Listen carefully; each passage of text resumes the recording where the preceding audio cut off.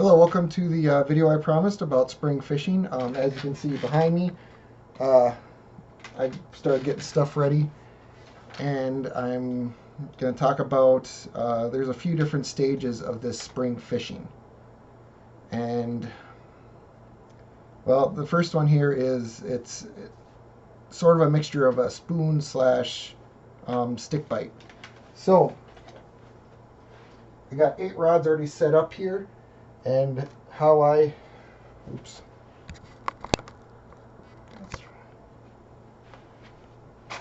How I set these up is as I would if I was out in my boat. So my shallow ones, I have a brad stick bait here, and I got a super shallow diving bay rat lure. Sometimes I just stick out, if I know there's a lot of steelhead around, I'll just stick out Michigan Stinger spoons or super slims or any skinny shiny spoon that I think a steelhead would like. And I would just throw that right behind the boat, or maybe stick, a medium-sized, sinker on, 6-8 feet above the bait. And then normally what I'll do is I'll let these out 100, 125 feet, depending on how clear the water is.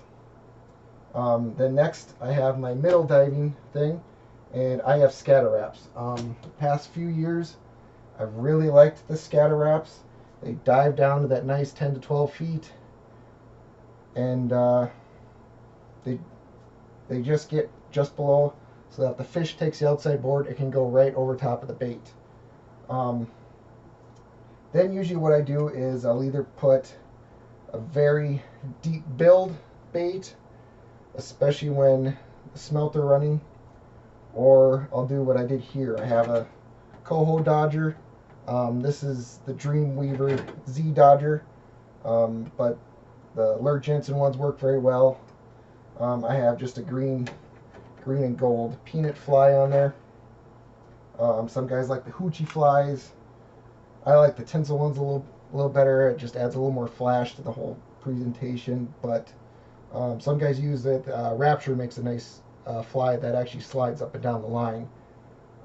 They're not exactly as easy to get around here unless you order it online.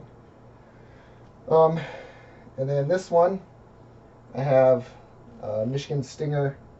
That's technically called Green Glow Alewife, but and then what I'll have from that, then I have either dipsy divers, or I'll just dead stick something right behind the boat. Right now, since it's early spring here, and it's still really cold and the smelt aren't running yet, so mostly what's around here is herring and other stuff, I decided to go with Michigan Stinger. This is called, I think, a Geordie, and you want a gold blank spoon, especially fishing around here in the spring, because what's happening is those river mouths are spewing out a lot of mud and stuff, and gold and copper stuff work really well. And then the other one I have is I think it's called Magic Man. It's a Pro King spoon. That one, and then I have another one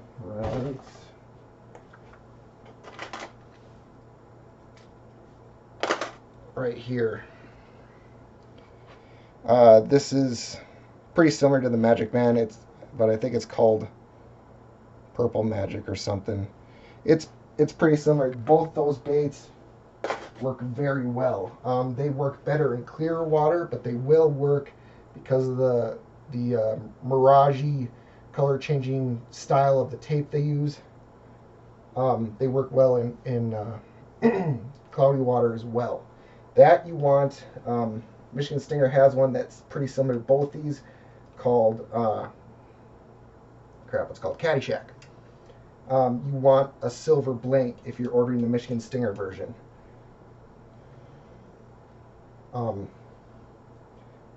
Otherwise, usually, sometimes what I'll do when I'm dead sticking is I actually have, if I'm using the side rod holders, I try to make sure that rod tip is as close to that surface of that water as possible. I do not like having them straight up solid behind the boat. Um, what I do here is I take the clips off my downrigger balls, and I'll actually clip them to the things you clip those boat straps to on your boat. So that way that line's as close to that surface of that water as possible. And the way that the clip works is it has a little bit of line, so you can actually see the fish still hitting. So it works almost like you would with a downrigger.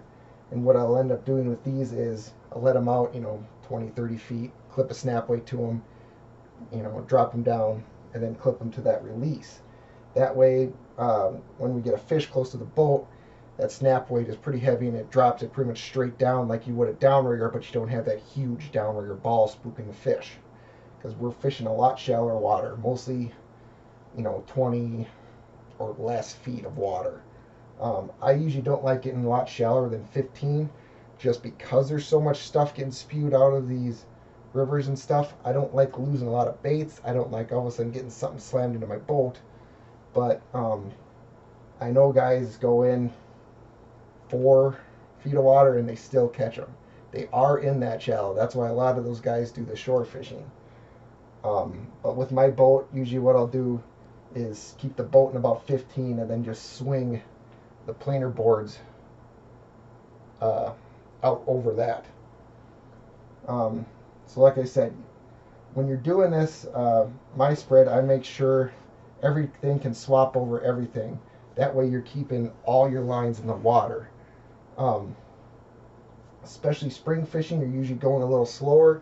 If I am going faster and I do get a big fish on, I will slow the boat up. But usually that is if we're having a lot of trouble getting that board back in. When I mean board, I mean little offshore planer boards or yellowbirds.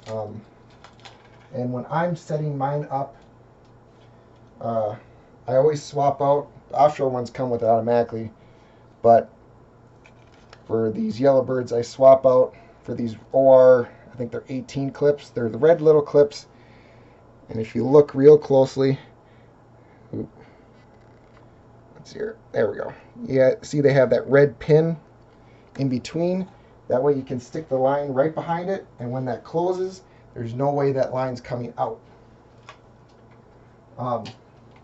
Like I was talking about, usually what happens is the outside ones get put back 100 to 125 feet, and the inside ones, if they're out 125 feet, then they get put back 100 feet. If they're out 100 feet, then they get put back 75. And then the inside ones get put back 60. So since we're going a lot shorter with that, these ones, what I'll end up doing is letting them out, I don't know, 20 feet or so, clipping like a 3-ounce snap weight onto it, letting it out another, I don't know, 40, 50 feet again. And that way it drops right below these scatter wraps. The thing, though, you got to worry about with the snap weights is you can't totally stop. Some guys like to just basically take the whole boat out of gear. And when you're doing that with the snap weights, those snap weights will sink right down to the bottom and catch on stuff. If we are having a lot of big, heavy fish trouble, what I'll usually end up doing is picking up the snap weight on the one side of the boat we want to keep the fish on.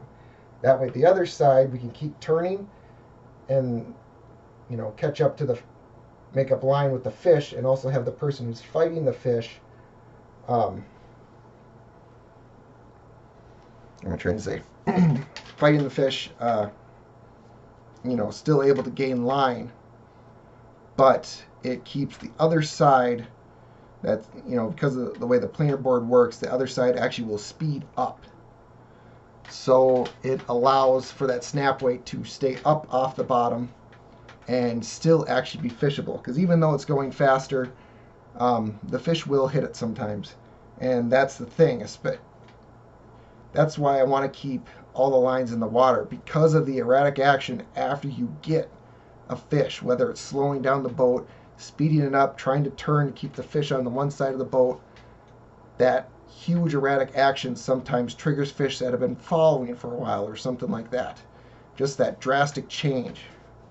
One thing I like, so I have a lot of braided line reels. But I also have, especially for around here, I have mono reels. So I have at least 5 to 6 reels with mono line on them. That's important. Because when that water warms up and the smelts start running and start spawning, those fish want nothing to do with spoons or flashers or anything like that. Sometimes Michigan stingers will get hit, but a majority of your bites are going to be on baits similar to this Brad's. You want things like Brad's, Bombers, something that's a big minnow style bait and doesn't dive deep. That watermelon, as you can see, is one of my better producing ones. I'm not a huge person on what to tell other people for colors. The main reason is everyone has their own style. I have a lot of friends who do this type of fishing, and I could go out the day before or even the same day. We could be 50 feet from each other, and I'm getting hits on baits that they're not. They can throw on the same bait and still not get hit. It's everybody has their own style. There's tips and techniques like how you rig up your rods and reels and stuff that do help. And I don't mind doing that, but when it comes to colors, there's a limit. Everyone builds what I would say is their own style / pattern.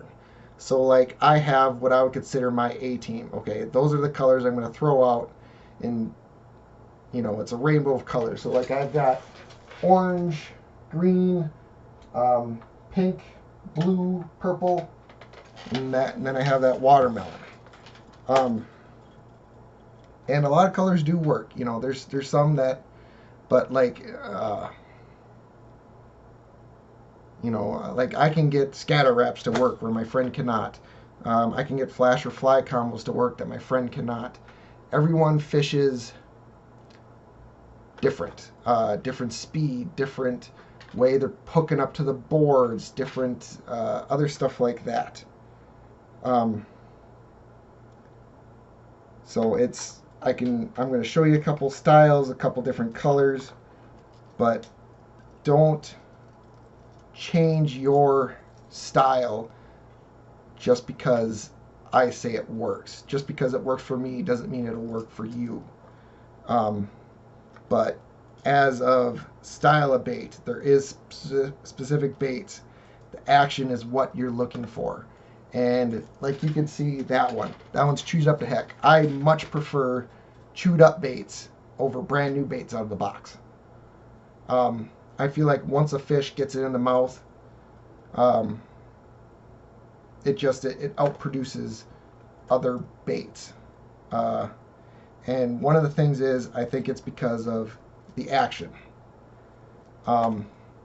Some plugs just run better than others. The companies try to get them to work just as well as any other bait. But if you have a plug that's working, don't change it out just because it's got a few scratches or paint's coming off. Now, there is a point between it working and not working. I mean, you still need some color, but if there's still, there's some of my baits that are just absolutely destroyed. They maybe only have 40% of their paint left on them, but they still work. You're more, especially this time of year when it's muddy out, yeah, color is important. Because especially when you're in the mud, you want bright colors like this neon green or this pink lemonade, and the Fruity Crush Bomber. I think this is actually a Brad's, but because it has this chartreuse or neon yellow, whatever you want to call it. It has bright pink dots, orange. Same with this, has a lot of chartreuse and stuff on it. You do want some of that. If all that's scratched off, yeah, replace the bait. Get something else. One of the things that I've started to do, but I do some of that Michigan fishing as well. It doesn't seem to be as important up here, but UV colors. A lot of the baits out there, they're starting to get put in, they're starting to have colors with UV in them. UV's never going to hurt you. So if you're looking at a bait, you know, like let's say, you know, like this one, it's the Scatter Wrap Fire Tiger Minnow. I think it's size 11. Yeah, size 11. Or like this clown pattern. Both colors work. They're both UV. And one easy way to tell that is, like, I have a UV light to get, you know, a lot of extra glow on my baits. Shine, you know, go in the dark, shine it on. You'll instantly be able to tell if it has UV on it. I think UV helps a lot.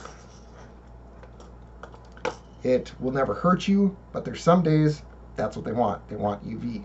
Like I said, up here on Superior, I don't see it as big of a factor, and I don't know why that might be. I know in Michigan it is a big deal. But Michigan is technically a little clearer than Superior is. Superior is also still very clear, especially up on the North Shore. But you know, so, and then like as I was throwing up some of these baits, you saw that they had rubber bands on it.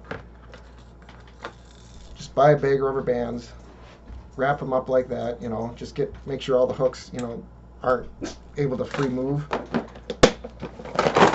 can sit here and shake that all around and still be able to pull baits out pretty easy. Yeah, some get somewhat stuck, but they're nowhere near as bad as if you just let those hooks free spool in these boxes like this. So you kind of saw some of the baits all thrown up. Like this is a Brad's, I don't remember what it's called. It's a dark purple one. That one works. I'm a big fan of the Scatter Wrap Purple Descent. The minnow's on there, but it's basically this color. It's got purple, chartreuse, white. That style of color for a lot of baits has been working very well lately. Pink baits, obviously. I prefer pink more on sunny days. And I prefer orange more on cloudy days. Bay Rat makes a good lure. I got a lot of bombers. This one's always been a very good bait. And like I showed, the Scatter Wrap, Fire Tiger, and Clown. The Clown is not always effective. The Fire Tiger, I always have this out at least for a while. If I'm getting a lot of hits and nothing's hit the Fire Tiger, I might throw it off. But usually that's a very good multi-purpose bait. You got the green, the chartreuse, the orange. The Clown is more of a, I would say, a cloudy water bait, just because you got that bright chartreuse and red nose. But it's a very situational bait.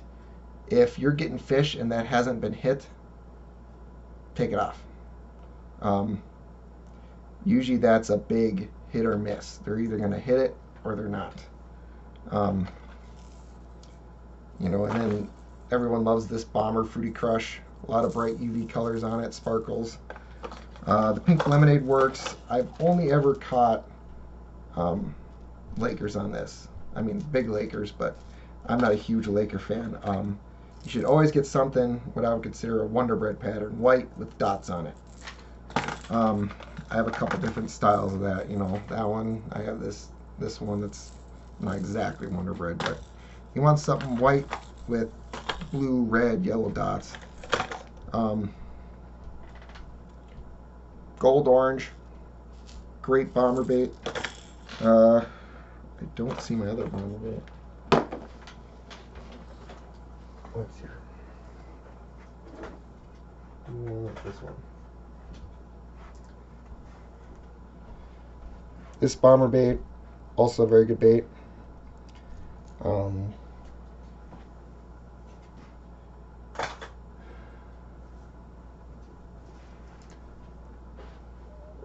One of the things I do different that a lot of guys don't is I like to run spoons. Like I said, once the smelt come, I start going out of more like loon's foot and port wing, and you fish those river mouths pretty heavily. Usually then all I'm doing is running bombers.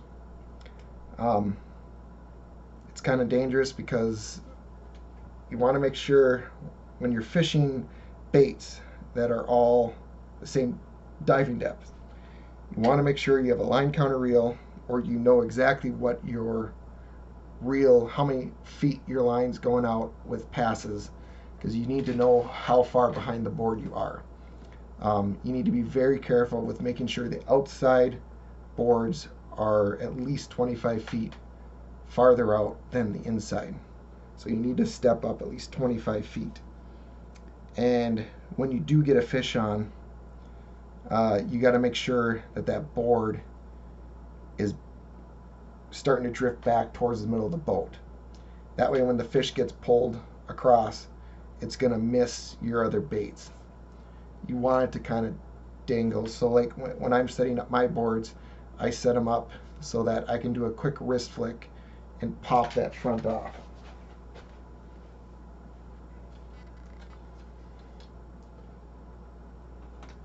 So let's just get, we'll just use this as an example.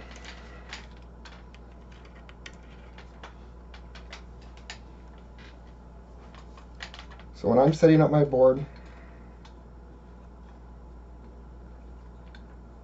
a lot of guys use the tattle flags. I do not like them for salmon fishing. If you're walleye fishing, they're great. I just think salmon hit so hard and so fast that it won't really matter. So when I'm setting up, make sure you have a little slack line between the front clip and the back. And depending on how the waves are, sometimes I'll do a few twists. So like I'll just do this, twist it a few times, and then snip it in.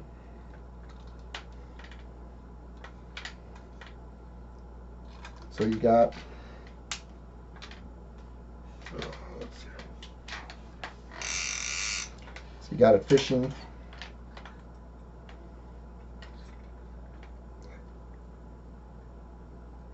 like this. So you got some slack line. Oops.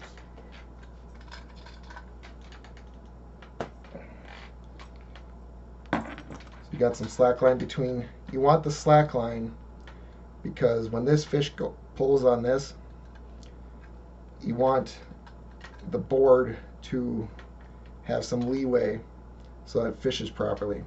And then you have it set up like this so that all it takes is one quick, dang, I gotta hold that line right. That's not gonna work. All it takes is just one quick little wrist flick and the line comes out. And I like the oar like this so that the board goes back in line with the line. That way the weight of the fish will naturally draw it towards the back of the boat.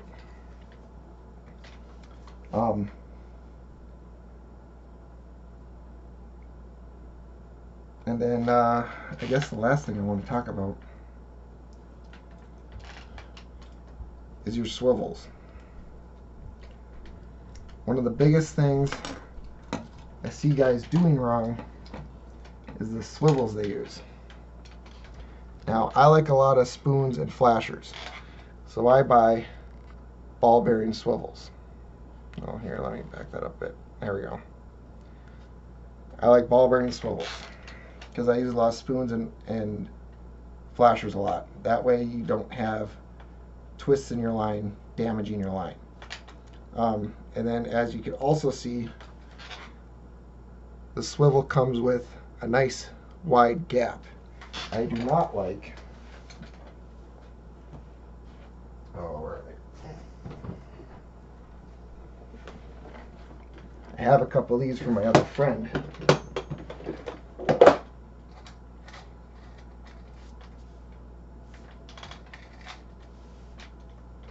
There.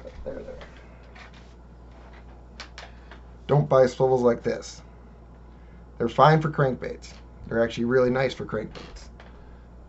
Because the way these are designed, they're never going to pull out. If a fish is too strong, what's actually going to happen is this metal part's going to slide down and actually become a knot. But they're not good for spoons. You have a very narrow range, and so you don't get as good of a motion out of your spoon.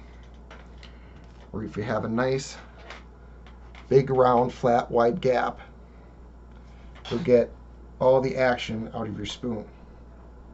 Now these technically are torpedo ball bearing swivels. They make a very good one. Dreamweaver makes a very good one. VMC makes a very good ball bearing swivel. Like I said, you want something with a nice wide gap. You see how the spoon has a lot of room to move. And then I also like the ball bearing because then it allows the spoon to flip and flop around a lot better. That's a few main tips. If there's anything else you guys want to talk about, I'm trying to organize a show about how to use dipsy divers. I'm trying to think about what I really want to do that. Leave in the comments if there's something specific about dipsy divers you want to know. Otherwise, and then I will be trying to record some of my trips out this year. If there's some specific things you want to see in the videos, but the first one I'm going to try to focus on showing you what a hit looks like on like the yellow bird and stuff like that, and more of how you should fight the fish and how you should net it, rather than just focusing on, oh, okay, we already have a fish on, here's the fish. We will be showing some of that, but I won't really want to focus on being able to recognize hits or and then proper netting procedure. So hope you liked it. Leave in comments what you think. Thank you.